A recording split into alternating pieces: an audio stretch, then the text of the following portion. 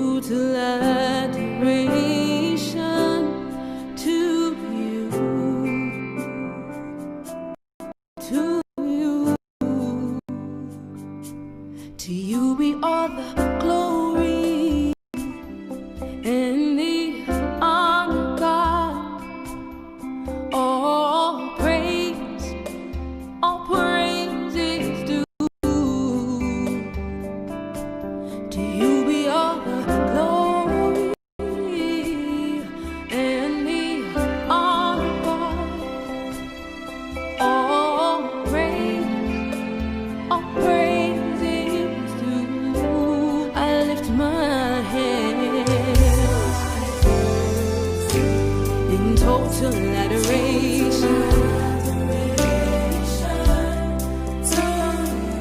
Oh, we lift it all to you, yeah. We lift our voices in total adoration.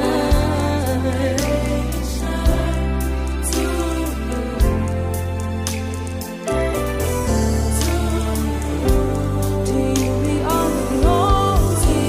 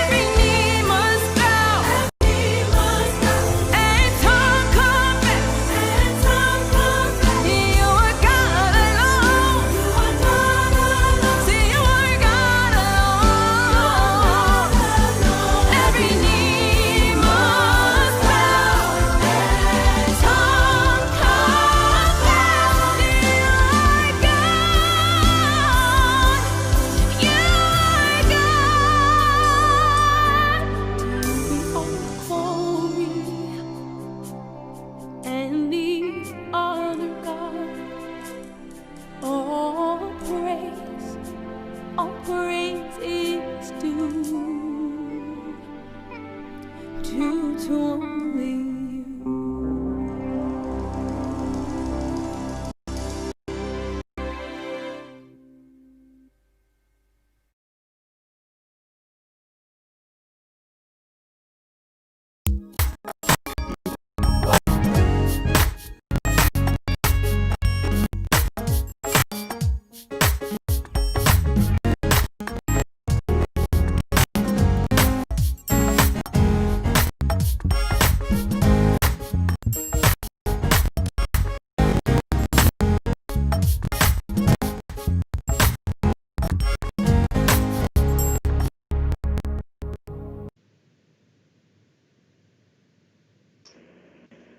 Hello, everyone. Welcome to Pensa Connect Table. Thank you so much for joining in this afternoon, evening, wherever you're tuning in from.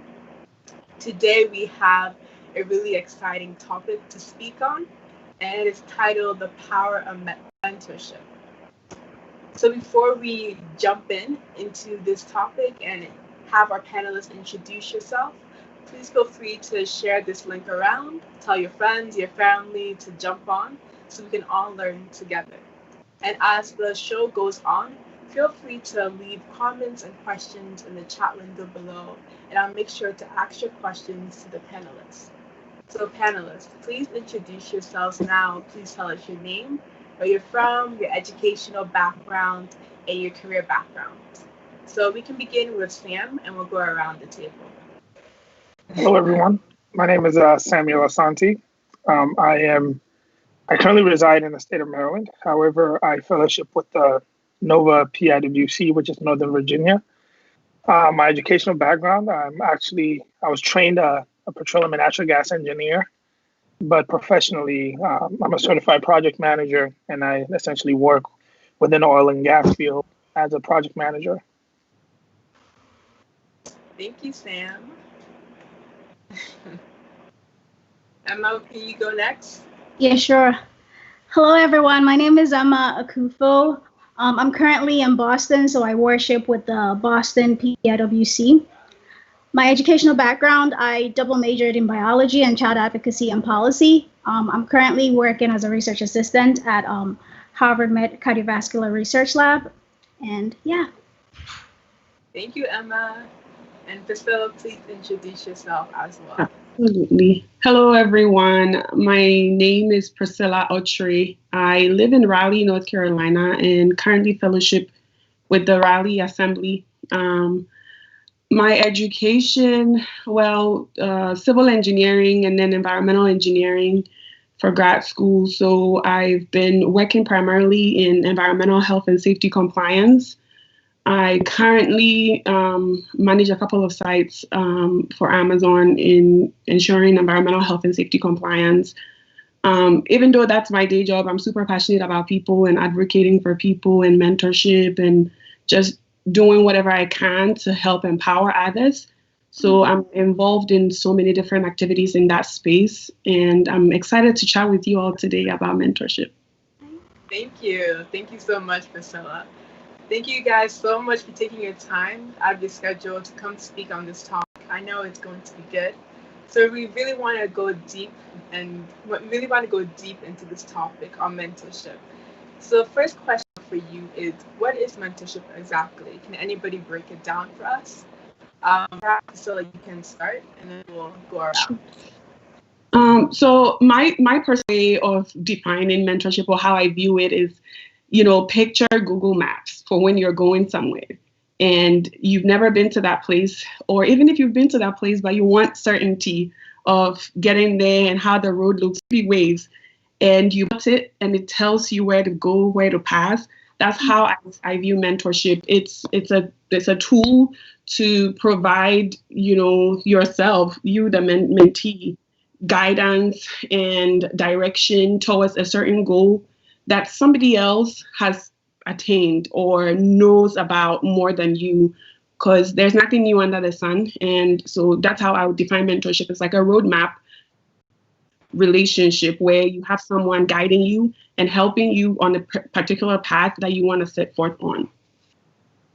Okay, thank you. Sam and Emma, do you want to jump on that question as well? Yeah, sure. For me, mentorship means, coaching. I envision coaching with assistance to get to a desired goal. So that's what comes to mind when I think of mentorship. Yeah, I kind of on the same line of thought. Primarily, I believe mentorship is it's basically guidance, right? It's an act. The act to mentor is the act of guidance, guiding a person or a group of people to achieve a particular goal that I think is mutually beneficial for the both parties. So that's how I see mentorship. But I think from a general standpoint, I think to mentor someone is guide that individual, which makes it a little tricky sometimes. So yeah. Okay. Thank you for all those definitions. I think you can really pull something out of each. And to make sure that our viewers understand this topic on a personal level, can you guys share perhaps a story of a mentor who made impact on you? I guess I can go. Yes. So I'm definitely someone that takes the whole mentorship to a whole nother level. So there's really no goal or area in my life that I don't try to find a mentor in, professionally, personally, or any other type of goal. So for example, recently I wanted to start a business, and I knew someone that was in that area. So I reached out to them, right? And I asked them to connect me with this person. And I went to them to ask for their time and for them to mentor me. So this person was a very busy, successful person, right? And so before approaching them, I had structured, how I was going to talk to them, the things I was going to ask. And I was very specific on the time commitment I was going to request from him. And so I did that. I got the chance to talk to him and my vision and gave him the specifics of what I needed from him. 30 minutes a week maximum was what I was requesting at the time. And I explained to him that after about a month, I would need maybe 30 minutes a week. And that, I evolved the timeline with him. And he coached me. He provided me his tools, his resources, the spreadsheets he uses to analyze his deals, all the different components of his business where I didn't have to go figure out myself, right? I didn't have to go Google searching.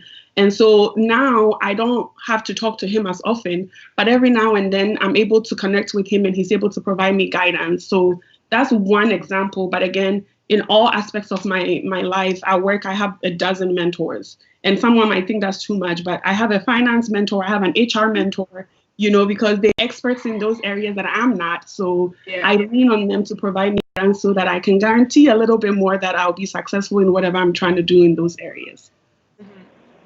Thank you for your take on that. And Emma, can you tell us someone who has impacted you on mentorship as well? Yeah, so for personally, I'm trying to get into med school.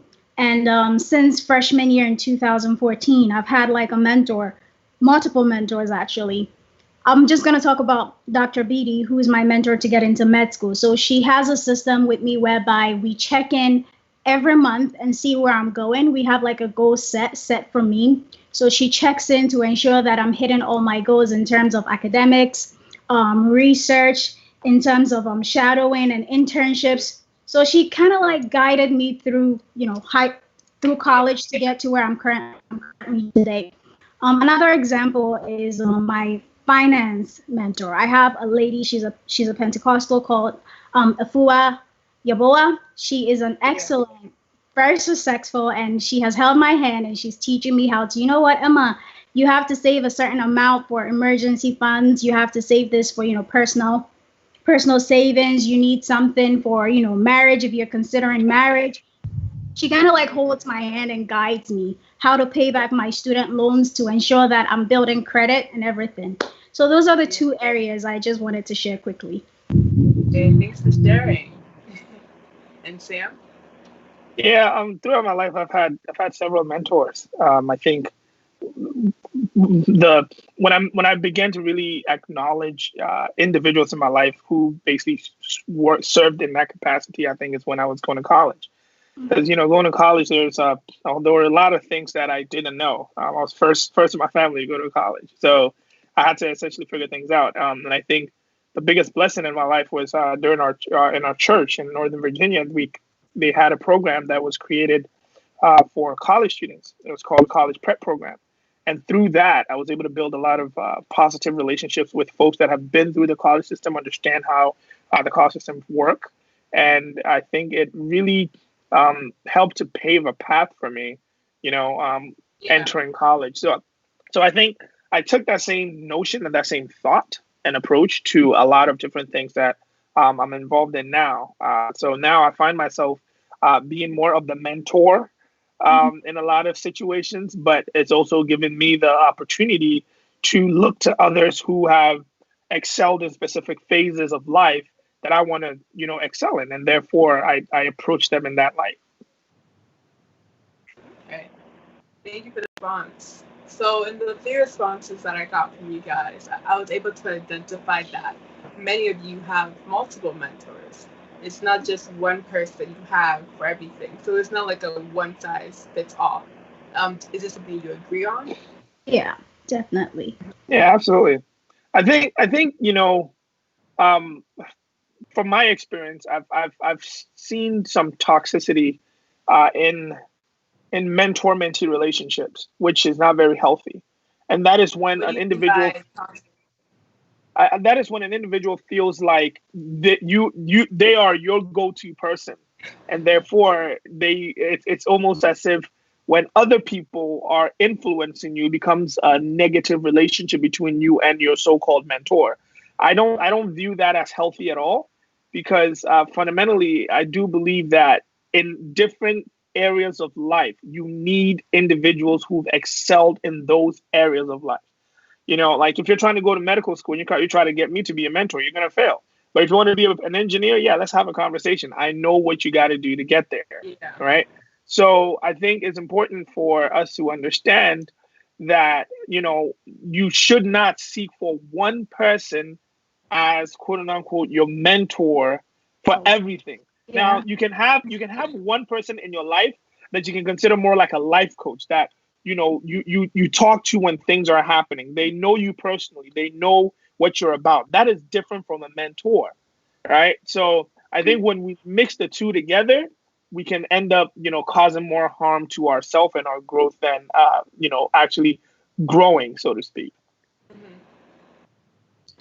I guess what I'll add to that is there's, just what Samuel said, there's also a component of where some mentors feel you need to do things the same way they did it, right? And that's not what mentorship is about. And the mentee is supposed to learn from the mentor and pick some of the things that are applicable to their style, their situation, their life, and apply it. But I have personally had a mentor who would get offended when I would take some of the things he would teach me and apply it in a different way, specifically real estate. I had this mentor in real estate who was investing in low-income areas, D-class neighborhood is what we call it, and that wasn't my style. Like his vision was to buy cheap properties, put people in, pay it off in 10 years, and retire. I had a more long-term vision, so I wanted to buy a more, nicer neighborhoods that would stand for a while, leave wealth for my kids. And he was so against that. So he would get angry when I would show him a deal to help analyze, like, why are you even looking at this property? So that is part of the toxicity that I'm talking about. You need to be self-aware of who you are and what you want, and pull what you can from the mentor to help guide you. You don't necessarily have to do things the same way that they did it. So as part of that, find yourself and be able to protect your space as well. Don't let someone impose themselves on you that way. Yeah. Yeah, I totally agree with that. One thing that we all need to bear in mind is that we're coming from different walks of life and we have different circumstances. So you can't just expect me to go the exact same route as you did to get there. So I totally agree with you both on that one. Yeah. I think a sure sign, honestly, when you meet somebody that is quote unquote a mentor, a mentee, or a mentor, and they can't tell you what they did wrong, to me, that's a sure sign for you to back up. And fundamentally, that's what I do. Like, if you come and you tell me, I remember in college, we're in 2016 towards graduation, there was a lot of talk about the oil and gas industry, right? And things weren't looking good.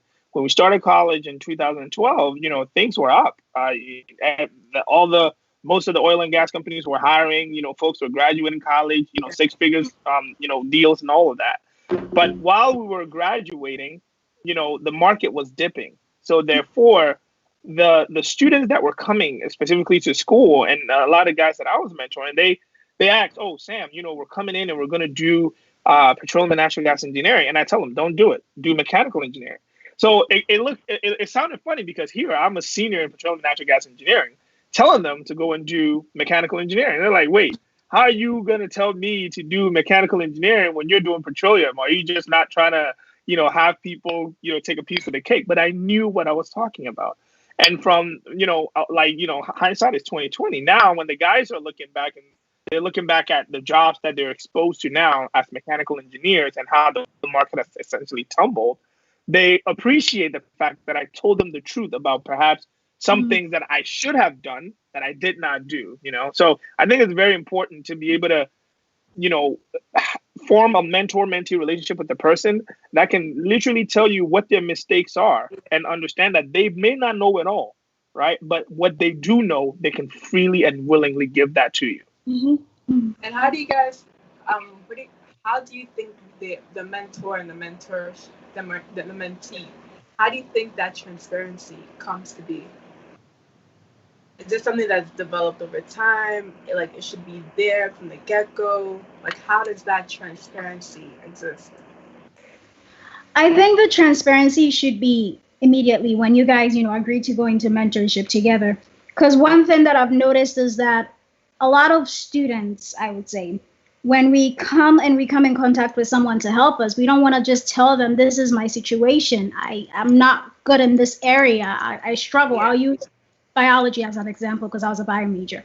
I'm not good in chemistry. It's just being sincere with the person and letting them know this is my weakness, not being ashamed of that. You just have to be sincere so they can provide the help they have for you. And then there's also sincerity required from the mentee in the sense that do not make it seem like your journey was just so perfect and you didn't have any struggles. Perfect mentor, it's not realistic. So how can I relate to you if you never made any mistakes on your journey? So I would really love it when, I love it personally when mentors, share their failures and how they overcame it, like our brother here said. Yeah, I mean, it's also how you choose mentors, and as a mentee, like how do you go about it and where do you look and things like that. And I don't know if you get there later, but to Emma's point, you want to make sure that you're finding someone that is aligned with you in some regards. You may not know everything yet, but in searching, you need to know what your issues are and what you need help with, and you need to know how to find the right person to help you with those things, right? Those areas. So exactly, she hit the nail on the head. So now that you bring that up, Priscilla, let's say I am someone who is a college student and I want a mentor. What are 3 things I should be looking for? Like 3 foundational things I should be looking for. Yeah, so if you're a college student, I would say it depends on what level you're in, right?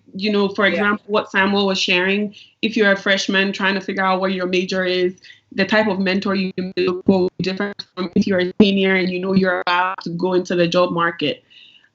First of all, what is your level? What are the things that are ahead of you that you're trying to overcome or be successful in? You need to consider that. And then finding people, like you may not necessarily know which mentor to go to, but like the current network you are in, whether it's church, whether it's your friends, talking to people about, hey, I would like a mentor in this particular area, or maybe it's signing up for a mentorship organization to pair you up. There are multiple tools, but I'll definitely say knowing your level, knowing where you want to get to or what you need mentorship in, and then knowing where to search for the mentor. Those are the 3 things that you should consider. Okay, thank you for that. And just to follow up, for someone who has no idea what they want to do in life, is it wise to seek a mentor, or is it best for them to hold off, get a good understanding of which path they may take before they reach out to that person? Because I understand that as someone who's going to mentor someone, you're also investing much time and energy, resources into that person. So do you suggest this person hold off, wait a little bit? What are your thoughts? I think it comes back to the type of mentor, right? Okay. If you don't know what you want to do, don't go looking out for somebody that is in the field of medicine, that is specifically a surgeon and specifically deals with brain tumors, right? Because you're not at that point where you can make that decision for yourself. Now, granted, if you're in a position where you're seeking to explore, then you're not looking for quote unquote a mentor. You're looking for somebody to basically help you understand what they do to kind of uh, determine if you're going to be interested in it or not. So I don't think it is positive for an individual. Like, let me take that back. I don't think it's positive generally for a person to just seek to have a mentor just to say I have a mentor, right? Because there isn't a lot of mutual benefit in that sort of relationship. But when you are very specific in what you're looking for, that is when I think you are able to actually bear fruit in that relationship. Now, if you don't know what you want to do, right, then I would suggest you put yourself in a position where you are exploring rather than trying to land on a person. Because if you encounter myself and you don't know what you want to do in the world and seek for me to be a mentor, the first question I'm going to ask you is, what do you want to do? Right? So the first 6 weeks of our relationship is going to be you trying to find out what you want to do. And maybe when you discover that, I might not be the right person for you. I can still be a friend, right? And then I can connect you with somebody that can truly mentor you and bring the best out of you in that regard. Thank you for that. Does anybody else want to jump in on that? What are your thoughts on the question I asked? Sure. I guess I can add that for someone that is, they don't know what they want to do. They're probably either like in freshman year or about to go to college, and I don't even know what major to choose. I don't even know what my career will be. To Samuel's point, not necessarily picking any random mentor, but talking to as many people as you can in different fields as you can to see, their path, how they got there, what some of their strengths are and the things they like are that made them choose those fields, to help you navigate what, maybe you can narrow some things down, but definitely do some self reflection and figure out yourself. And then it will help you narrow things down and then be able to choose some mentors. So that's what I would say. Talk to as many people as possible to try to understand what the different opportunities are, and be open-minded to those things. Okay, thank you for that. Yeah, I would just like to add that I agree with them too. They said, talk to people, kind of get an idea of what everything is about, and then you can make a decision. Sorry. But in the meantime, I would just recommend they have like a life coach, but just keep talking to people. But have a life coach because they can advise you on decisions and stuff to get you there. You guys have mentioned life coach a little bit. What is that, and what's the difference between that and mentor? Can you just a little snippet on that? So I guess you can think of it this way. Like a life coach is like an overarching individual that knows you to the core, right? People that you can quote unquote be vulnerable to, and they understand where you're from, right? A mentor may not necessarily know your background, but a person that serves in the role of a life coach. I don't want to make it, I guess, a professional thing where you need to find a life coach, because there's those things out there today. But an individual that knows you, I think, growing up, a person that really knew me was my youth leader, right, at church. He knew who I was. He knew who my parents were. He knew where I was from. He knew my upbringing. So when I reach out to a person like that and tell them, hey, I don't really know what I want to do, they'll be like, yeah, Sam, you should probably create a podcast because you like to talk, right? So that is, I guess, the illusion of a life coach. It is not necessarily, being enrolled in a specific program. You can do that. But when I speak of a life coach, I'm talking about an individual that can speak to your very core and may bring things up to you that you may not necessarily knew that you had within yourself because of how much like the relationship that you and that individual have. Okay, thank you for that response. Okay, so my next question for you is, so as Christians who are also seeking mentors, if someone is considered unequally yoked, should they also go for it and ask that person to be their mentor? Is that something that's wise as a Christian, or does it not really matter? What are your thoughts? I can start if you want me to. Yeah, go for it. Yeah, so I don't remember where I heard this sermon, and I need to try it. I'll probably remember it as we go through this, but it was just talking about something along the lines of like giving to Caesar what belongs to Caesar. And like, it's in my mind, right? Of course, you should have mentors for your Christian life or your spiritual growth, and, work as hard on that as you would anything in your life.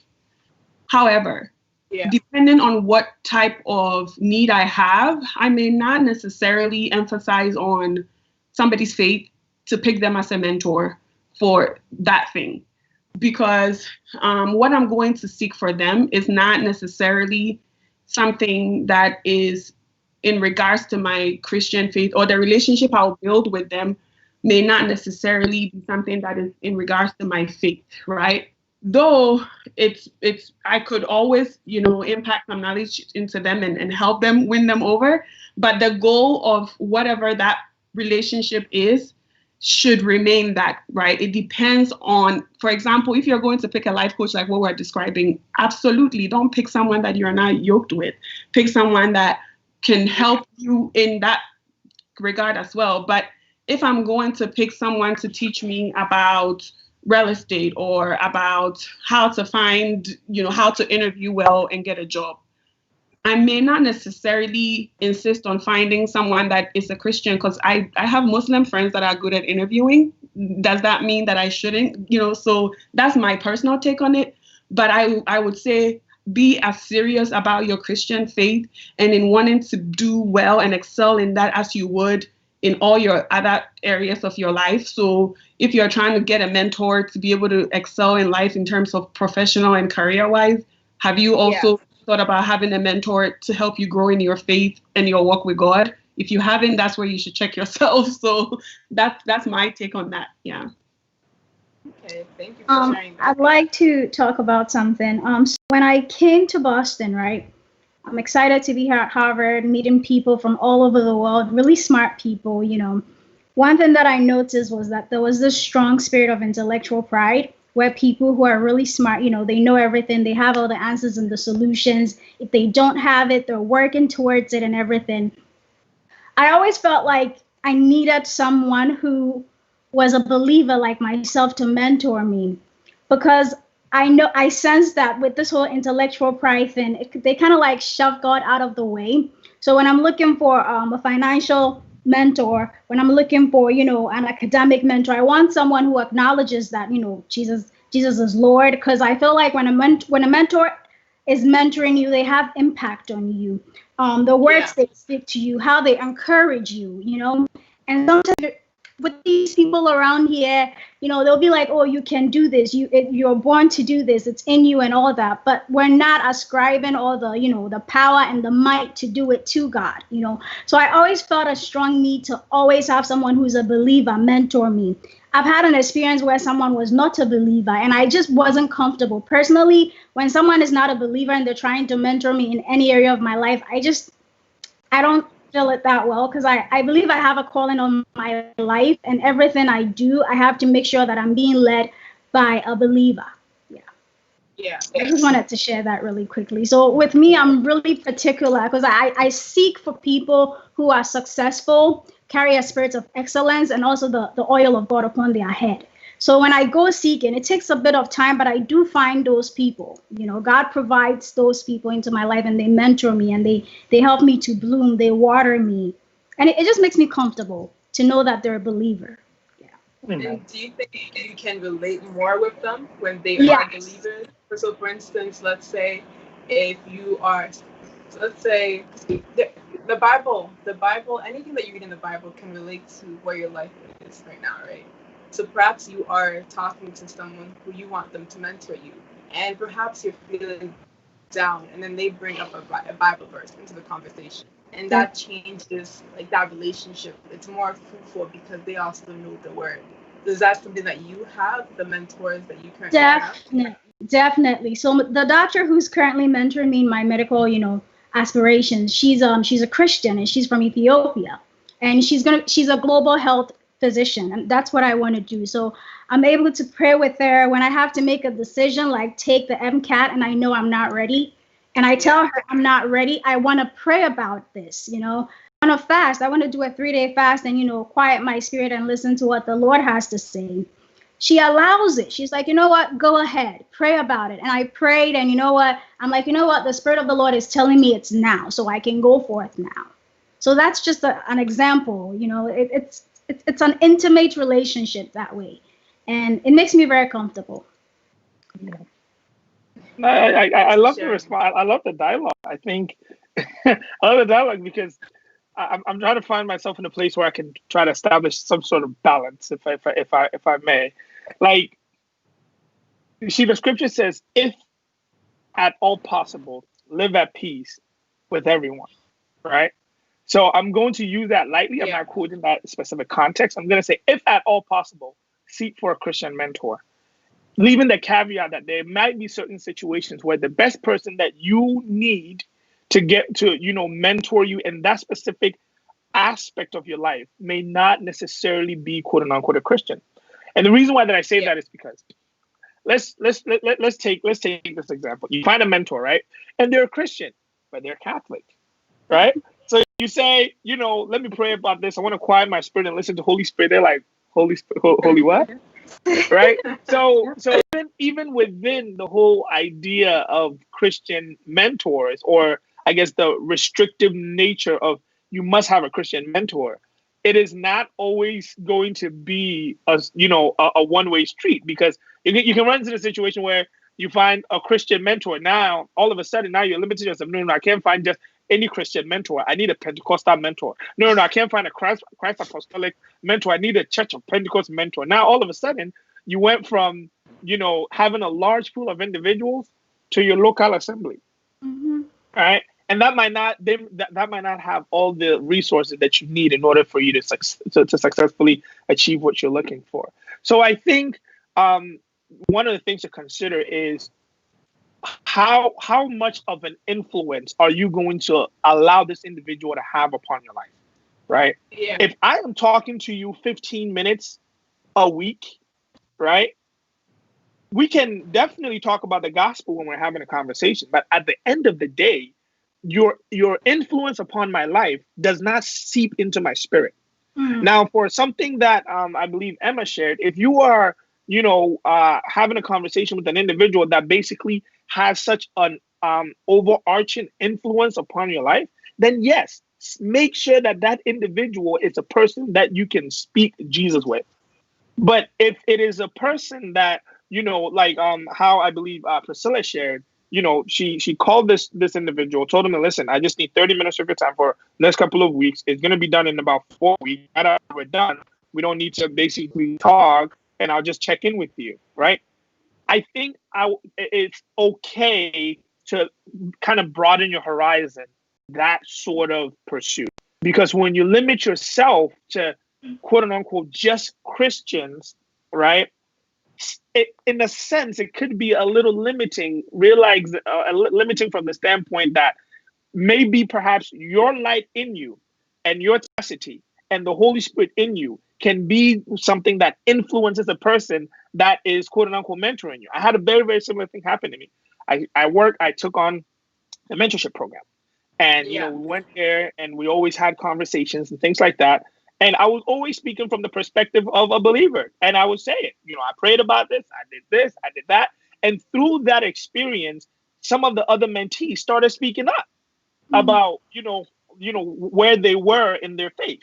So it wasn't until later on when I had a one-on-one with my mentor, and I was telling her that, like I'm planning for these summer camps that I do for kids and things like that. She was like, I knew there was something that was connecting you and I. I'm like, well, what did you mean? And then she started telling me that she's a Christian, and she started as a lawyer, so many different churches and stuff like that. But if I were to basically start off in my quest of looking for a mentor and say, okay, I need to make sure, they've been to church for the past 35 years, they pray in tongues, they do that, I would have never encountered, and the impact that she had on my life would have never existed. Mm-hmm. So I would be, very open-minded in that pursuit, but understand the influence and the length of relationship that you and that individual are going to cultivate. Yeah, I mean, and that's just, anything I say more is just repeating most of what Samuel has said, because again, it's about, that's why I use the example of the life coach, right? Mm-hmm. If you're going to have someone have more of, like he said, that type of impact on your life and guiding you and continuous, guidance, you may want to explore that. But if it's a specific goal that you have, it might not be feasible. So I agree with that. But hey, we're all individuals, right? Individuals first. So whatever works for you, as long as you can find a mentor that works for you. But yeah. Okay. Thank you for that, guys. I really love the dialogue. So for those who are watching, please leave your comments. If you have questions, please put in the chat, and I'll ask them to our panelists. So let me review the chat window a little bit to see what questions have come up. So we have a question from Otsober, and he asks, are spiritual fathers, mothers considered mentors too? That's a very good question. I'd like to start with that question. So I think that term has been misconstrued over the years, right? A spiritual father or spiritual mother is not a person that is in position to, like, a person in position basically to serve as a leader in a spiritual group, right? Does not automatically becomes a spiritual father to you. Because we got to realize the essence of a father. Father is relationship, right? So if the only relationship that I have is that you are in a specific position or in a position of authority, then it's very difficult for me to say you are, quote unquote, my mentor. Because as we're talking about it right now, if you are a mentor that never checks on a mentee, or the mentee never has any form of, communication with the mentor, so to speak, then can we really say that, right? Can we really say that there is a mentor-mentee relationship that exists between the two? So I think we have to be very careful in understanding that when it comes to spiritual matters, let's not easily throw around the word, my spiritual mother, my spiritual father, right? Because there's, biblical reasoning and meaning and requirements that are attached to those titles that an individual that serves in that capacity has to meet that before you can, validly say they are your mentors in the faith.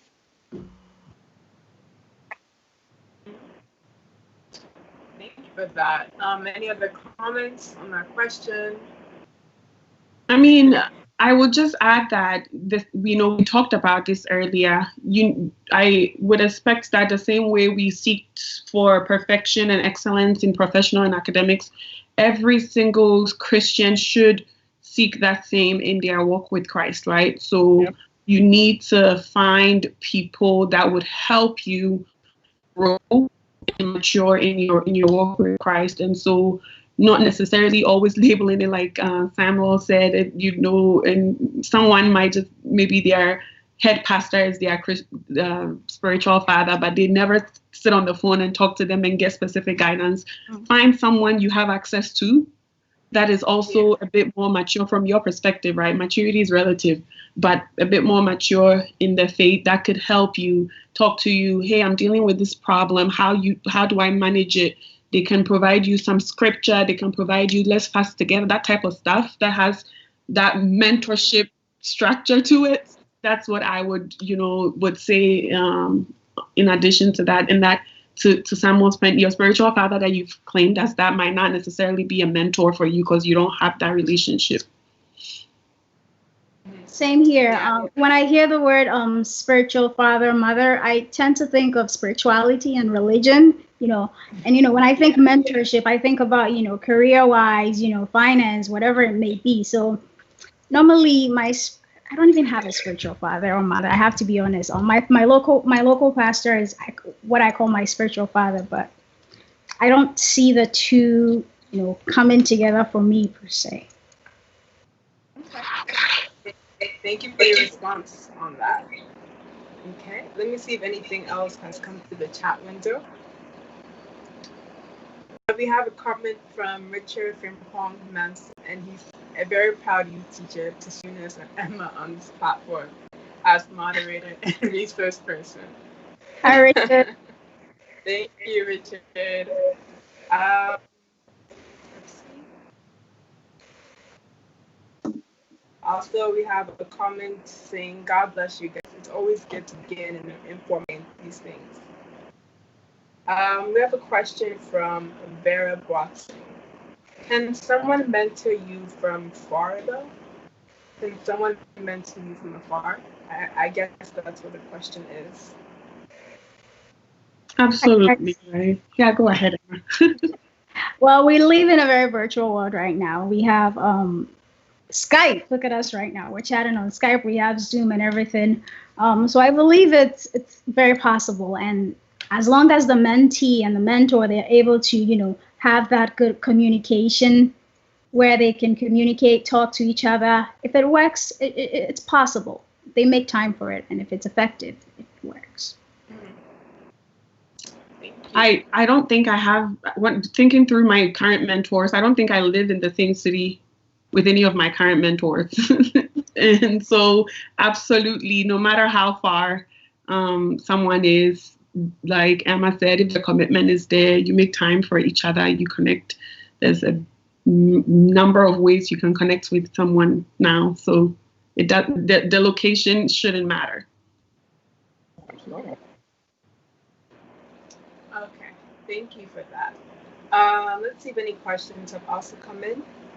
So we have a question from Stanley Williams, and he has asked, what are the qualities of a good mentee? And that's a good question because that's something that we have not really touched upon. So what is something that you look for when you're like, okay, I can mentor this person? I think I first look at your drive, right? Mm-hmm. Why do you want a mentor? And I'm the first to ask that question. Why?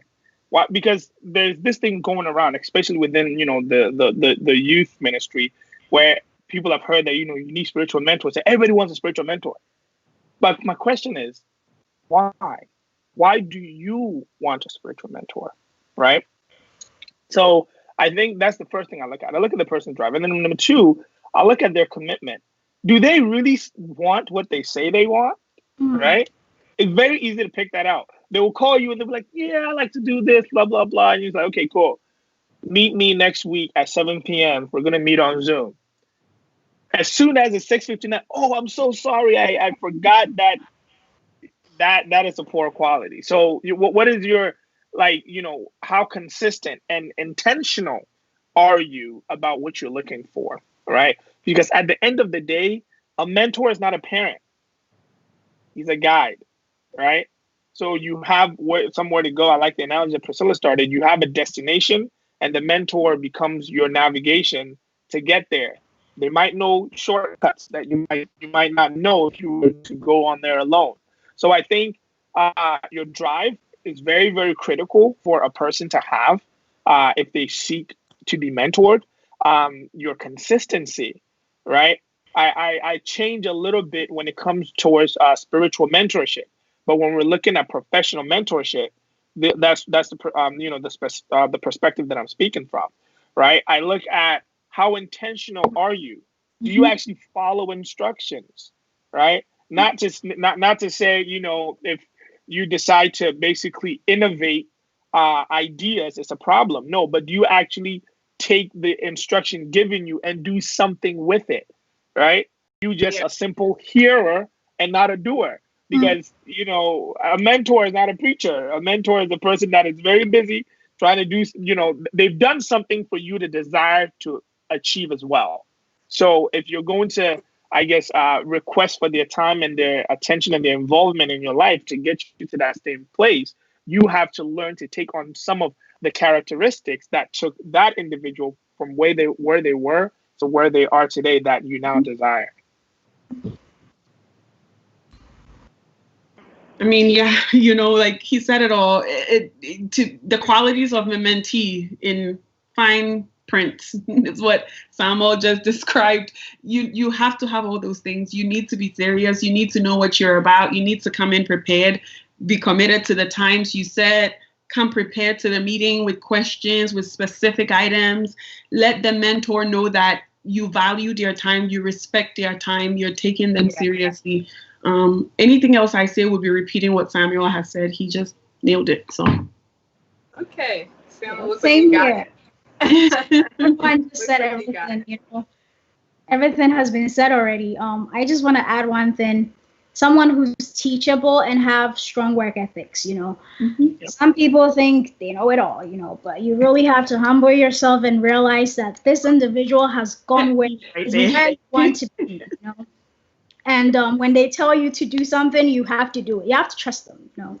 And then the other one is work ethics, you know.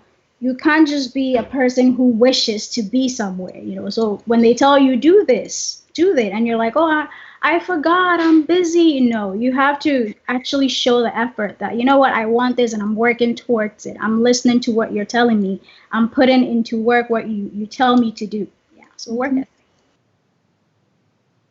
Yeah, I think that's very important. Because I would say in this generation, people are a little bit entitled. And so they would just want like they want the end result without that hard work. They want the end result with that humility that you just spoke of. They want the end result without that process. And I think process is a word that people just hate. They love to hear about it. Oh, how was your process? But for you to actually go into it, do the work, people, they feel some way. So thank you for sharing that. So I'm going to switch gears a little bit. And my next question for you all is, do you think mentor services should be free or something that should be paid for? And I ask that because, like, if you go on social media, I've actually seen many people that have their own mentorship programs. It could be finance related, law related, it could be a career development thing that they've created themselves. It could be related to spiritual things, but there's a fee attached to it. And I've actually seen a lot of people pay for these mentorship programs. So what are your thoughts on that in the payment aspect? I can go. So I think there's a difference between a mentor and a coach, or like I think someone may have touched on this earlier in the discussion, where there's like these professional coaches in different areas and different aspects.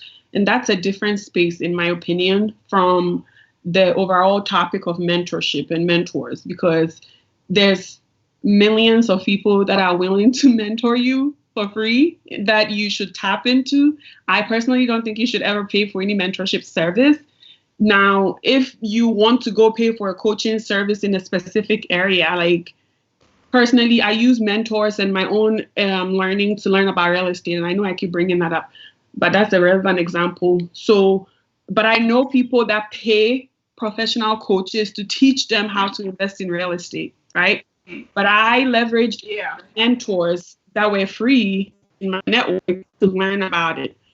So there's two different spaces, and that's my take on it. If you want mentorship, if you need mentorship, you are amongst a community, whether it's at church or at school or at work, that has a million, people that are willing to provide you that mentorship. So I personally don't think you need to subscribe to a payment service for mentorship.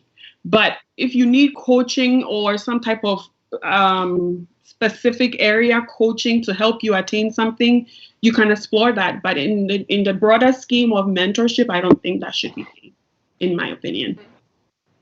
And do you think it should not be titled mentorship if there's a payment aspect to it, or it's just like it's America? It's the world. People are free to do whatever. But like, what I can say is, I would like for our people that are watching to know the difference and to decide for themselves that they shouldn't attach payment always that you need to pay for something before it's valuable. So if someone is offering mentorship for free, that is less valuable than someone that is selling mentorship, right? Mm-hmm. But I don't think we can sit here and talk about who should put a price on something, but everyone can do whatever they want. Like, for example, I also have a professional coaching career services that has payment attached to it. That's separate.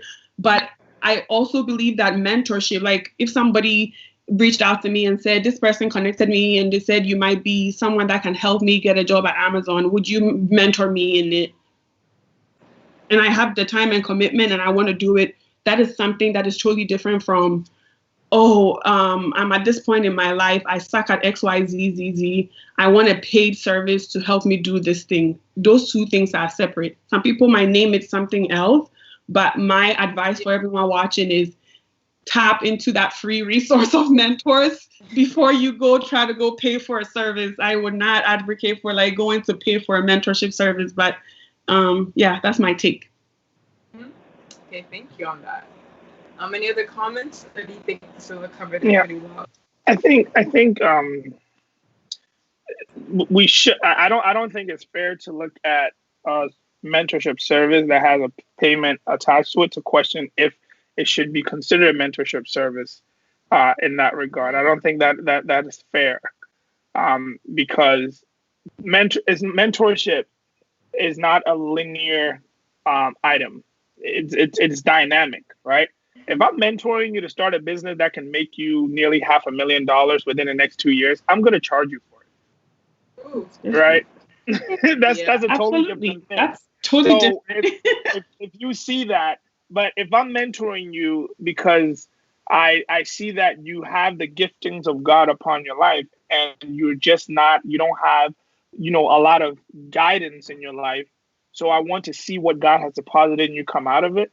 It will be very strange if I try to charge you for it, right? Yeah. So those are the two dynamics. So the question becomes, what is the end goal of this relationship, right? And I think you can use that to determine essentially if it's justifiable to pay for that service. If somebody's trying to mentor you in the Lord and trying to charge you money, please walk away, right? But if an individual is trying to mentor you on how to invest your money, and you invest your money and you make good dividend on it, and they're charging you a little bit for their time, I think that's fair. So you have to look at the different aspects of it. So true. 100%. Wanted to add something really quickly. We have to also bear in mind the population looking for mentors. There are college students. Like when you're in college, you don't have a lot of money, so that is out of the question for us. We would actually take advantage of the free one, child. The free one. Yeah. So. No, it's a very fair. I love this particular part of the discussion. Is very fair, especially to Samuel's point. Like I personally took paid investing training or mentorship, if you want to call that.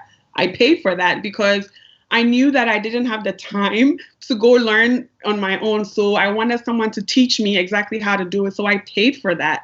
So it's just, again, this one is a very broad one, and we've all kind of like explained how you can leverage both. But to Samuel's point, we can't sit here and decide what should be, called what or should be paid or not. But look at what you need. Like he said, if you want to start a business and you want to join somebody's mentorship master class on how to start a business, that probably will be harder to find free. So you may have to pay for that. So, yeah. Yeah, I think you guys have made really valid points. And I think it's all about the perspective that you have when looking at these things. So I guess just evaluating and asking yourself, like, what do you want from this at the end of the day? So my next question for you guys is, at what point does mentorship stop? Is there an age gap? is there a point where you make it in life and it's like, I don't need any mentorships? Because me looking at like the people that are in my lives, I would say that those who are my age tend to have mentors. Like my friends have mentors. But when I look up in my community, the aunties and uncles that I have, I don't know if they also have that career professional mentors. I don't know if they have it because I don't hear them talk about it. But do you think there's an age where it stops because they know it all, or does it continue forever? What are your thoughts? It's actually an interesting question because you think about it. Do you ever get to a point where you know everything there is to know? You never get to that point. There's always a lot more to learn, and there's always somebody that knows something better than you. So it's supposed to be a lifetime thing, continuously evolving. Now your mentors may change. Some of them may become less active relationship, and they're like more of like a passive mentor because you've mentored with them and you've found a different one depending on where you are in life, right? You're not going to always have the same mentors, but you should always have mentors. That's my take, always. You should always. Yeah, I just wanted to add that in life, we're always thriving to move forward, to move on to the next thing, to do something more, to grow, to be better. And we're always going to encounter people who have already, surpassed where we want to go. Mm-hmm. So you're always going to need a mentor. Maybe like my sister here said, you might not be in close communication with your own mentors as you were, but in life, you're always going to keep moving forward and you need people to guide you to get there. Yeah, I think to add to that point, a lot of times, I think mentorship over time takes different forms, right? Because the aunties and uncles may not necessarily have, a person that is set as quote unquote a mentor, right? Yeah. But when they be going to the funerals and the adorings, they're mentoring each other. They're having conversations. They are having deep conversation that leads to, WhatsApp groups and things like that, right? Mm-hmm. So I think it takes a different form. It's no longer a formal mentor-mentee relationships, but now you're seeing the formulation of like focus groups, right? Where dads in the community will come together. That's a mentorship activity. They're guiding one another, banding together to basically raise positive and good children within the community. Within the African community, we have that, there are specific associations, like the Bantama Association people or this association. What they're doing is just coming together to achieve a specific goal. And through that, they form connected relationships that allows them to achieve certain heights that they may not have been able to achieve individually. So I think over time, mentor-mentee relationship based on age and obviously status in life takes different forms. But I am a firm believer that you are not going to be able to exist independently within the world by yourself in any form, in any time of your life. No matter what, something is going to mentor you, right? And this is one of the biggest advice I give to young people, that you can go on Facebook and you will read something, and the next thing you know, you are basically acting in a way that supports what you read on Facebook. You are talking in a way that supports what you saw on Instagram, right? And that is proof that you are being mentored by these social media outlets, right? But then you claim that, I don't have no mentor. I got it all figured out by myself. But your mentor is that person that you don't know that just posted that fake news, and now all of a sudden you're dissing Trump. News. Right? So it's very, very important that you realize that, over time it takes different forms, but no matter what, something is going to guide you. Something is, irrespective of who you are. I mean, and the talk around passive and active mentorship and indirect, like you mentioned, like when somebody pays to, like when I paid for the stock investing class that I was telling you about, it was short. He mentored me. I learned it and moved on. Your aunties and uncles could do that too, and that's some form of mentorship.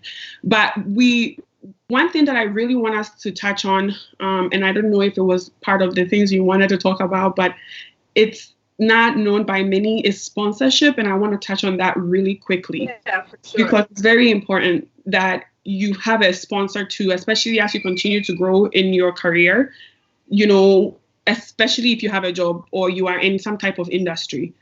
Make sure that you have a sponsor. I mean, I won't emphasize on this enough. Find a sponsor that would be an advocate for you. So sponsors may not necessarily have the same mentoring relationship that you have, more frequent guiding you. Yeah.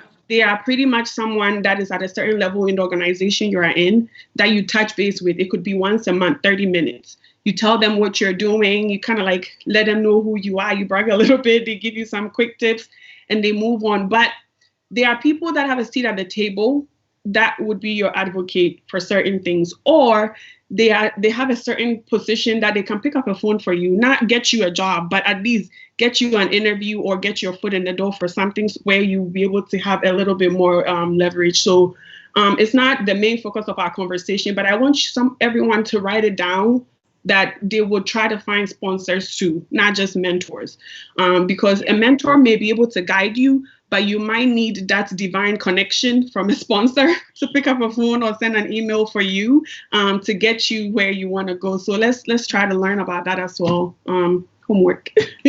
Absolutely. Yeah, thanks for bringing that up. That point up. I recently learned about sponsors. I just started my career about a year ago, and so I learned about sponsors recently. And so I learned that it's someone who has a seat at the table, as you mentioned, and they have influence. And if they want something to happen, it can happen. So having that person in your life is extremely important, especially if you have a career and if you see yourself going far in that career. So thanks for bringing that point up. So we've come to the end of our show, of our panel discussion. And I want you guys to just leave one last bit of advice for those who are watching. What's something that they should take away with them? Like, out of everything that was said, what do you want them to take away with? One thing that I would like for everyone to take away is, be as eager to have as many mentors in your life as possible. It's like a cheat sheet for you. Imagine going into an exam and then someone is saying that, hey, there's cheat sheets available, and then you decide not to go grab one.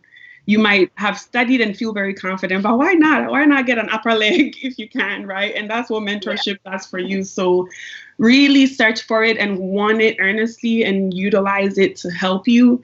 Things don't have to be this hard. You don't have to figure out everything on your own. Find people that have done it that can give you some of the tools and resources to support you through it. Thank you, Priscilla. Any other comments from Emma and Sam? I guess I'll go now. I just tell people out there that just be as you're ambitious and you have your dream and you have your plan. I'm gonna do this. I'm gonna do that. It's really important that you get someone to help you get there. You're never going to get where you want to get on your own. You need help. No man is an island. So just be out there and just be willing to be teachable and just come with strong work ethics and you'll get there. With mentorship, with hard work, perseverance, and with God, you'll get there. No matter what happens along the way. Yeah. I definitely agree with what both of the panelists have mentioned. I think my key points that I want to share with everyone is mentorship is good, seek it. Sponsorship is good, pursue sponsors. But above all, I just want people to understand that God is sovereign, right? And therefore, irrespective of how many mentors you have, his will prevails.